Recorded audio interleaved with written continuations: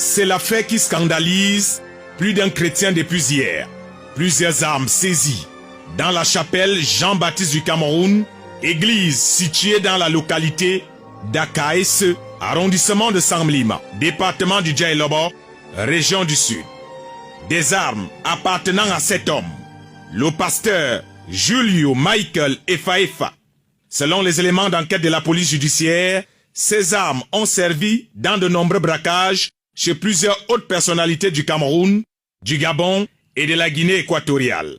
Selon les mêmes sources, les dites armes proviennent de la secte islamiste Boko Haram. Le pasteur de l'église Jean-Baptiste du Cameroun, Julio Michael Efaefa à l'image, est un ancien capitaine de l'armée camerounaise, retraité depuis 2021. Il est, selon les sources de la police judiciaire, l'un des chefs de gang de l'agression du docteur Jean-Sylvain Vondor, directeur de la programmation des investissements publics au ministère de l'économie.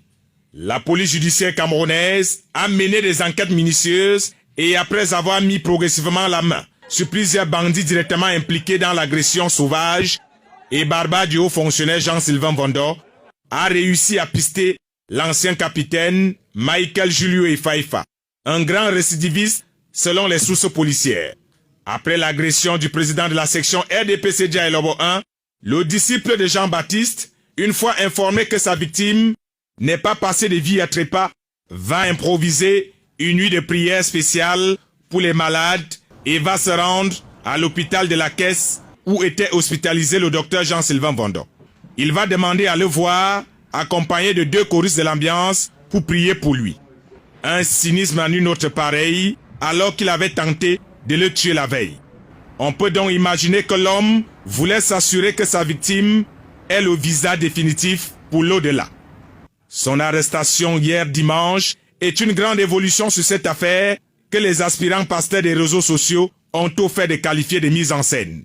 Les anges déchus du Cameroun ont raconté partout dans leur bunker de l'exil de Facebook que le docteur Jean-Sylvain Vondor avait organisé lui-même son agression au point de se faire repasser le corps.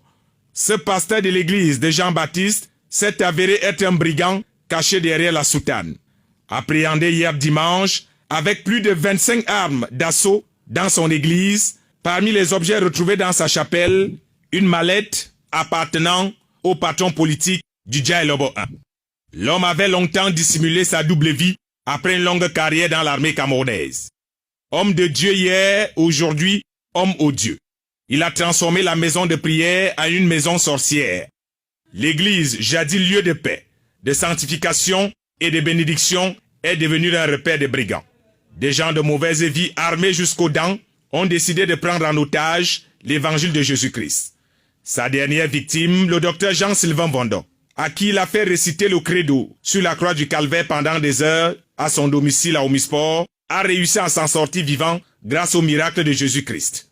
L'homme qui savait être aujourd'hui un véritable brigand était pourtant hier un prédicateur de l'évangile. Et comme on dit en langue boulou, Amota Zambe, Avaledi, Enaya.